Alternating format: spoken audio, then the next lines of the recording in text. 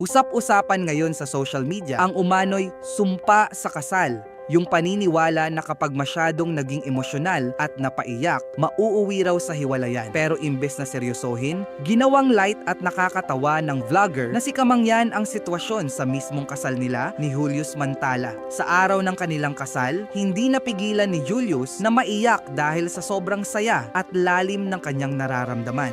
Isang moment na dapat sana'y punong-puno ng emosyon. Pero biglang nagkaroon ng twist dahil sa biro ni Kamangyan. Sa halip na kabahan, pabiro niyang sinabi na putulin na ang sumpa. Dahilan para matawa hindi lang ang kanilang mga bisita, kundi pati ang mga netizens na nakapanood ng kanilang video. Dahil dito, mas lalong kinaaliwan ng marami ang mag-asawa. Para sa karamihan, hindi sumpa ang pag-iyak kundi isang patunay ng tunay na pagmamahal at pagiging totoo sa nararamdaman. Sa huli, imbes na takot ang mangibabaw, mas nanaig ang saya, kulitan, at kilig sa kwento ng kanilang kasal. Ikaw, naniniwala ka ba sa sumpa ng pag-iyak? At kung gusto ninyo ng mga balita at trending na usapin sa social media, huwag kalimutang i-follow at i-like ang aming Facebook page para lagi kayong updated. Salamat po!